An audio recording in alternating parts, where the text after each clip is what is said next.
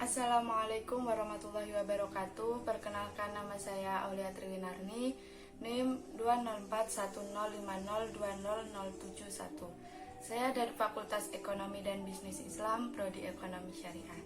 Di sini saya akan memberikan tanggapan dan sedikit review dari video dosen saya, yaitu Bapak Dr. Abdul Wadud Nafis LC MEI, selaku dosen mata kuliah Ekonomi Makro Islam, dengan materi inflasi dalam perspektif ekonomi konvensional dan Islam. Berikut definisi inflasi.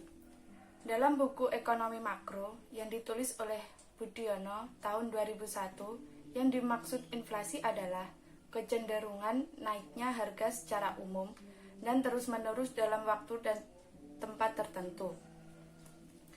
Macam-macam inflasi berdasarkan sifatnya, yaitu inflasi merayap, di mana inflasi dihitung per tahun di bawah 10%. Inflasi menengah, di mana inflasi itu dalam satu tahun antara 10-30%. Inflasi tinggi, di mana inflasi itu di atas 100% dalam setahun. Yang kedua, berdasarkan penyebab dari inflasi.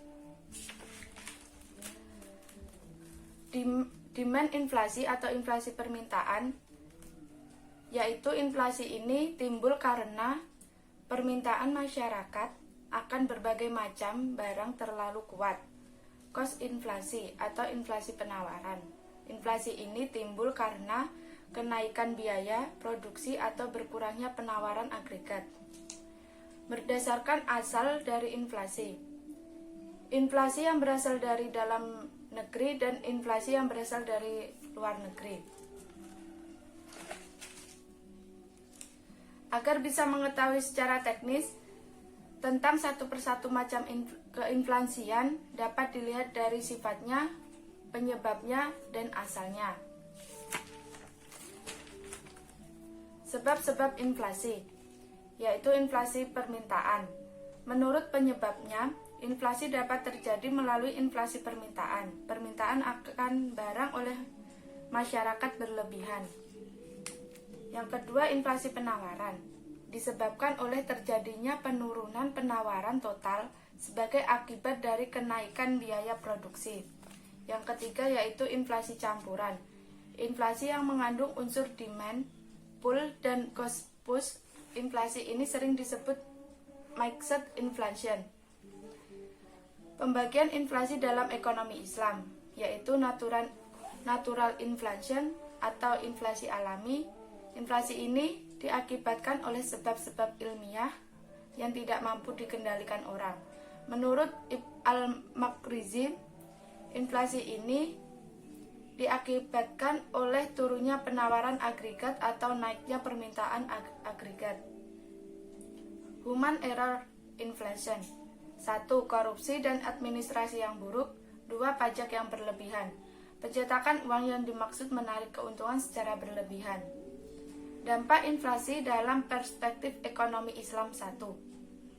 Menimbulkan gangguan terhadap fungsi uang, terutama terhadap fungsi tabungan atau nilai simpan, fungsi pembayaran di muka, dan fungsi unit perhitungan. Melemahkan semangat masyarakat untuk menabung. Dampak inflasi dalam perspektif ekonomi Islam. 2. Meningkatkan kecenderungan berbelanja, terutama untuk barang-barang non-primer dan mewah.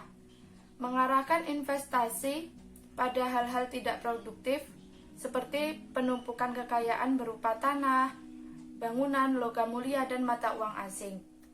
Solusi inflasi dalam ekonomi Islam. 1. Kebijakan fiskal, tujuannya untuk menciptakan stabilitas ekonomi, tingkat pertumbuhan ekonomi yang tinggi, pemerataan pendapatan. 2. Kebijakan moneter, tujuannya untuk mendorong pertumbuhan dalam penawaran uang yang cukup untuk membiayai pertumbuhan potensial dalam output jangka menengah dan jangka panjang, demi mencapai harga stabil. Sekian video dari saya. Wassalamualaikum warahmatullahi wabarakatuh.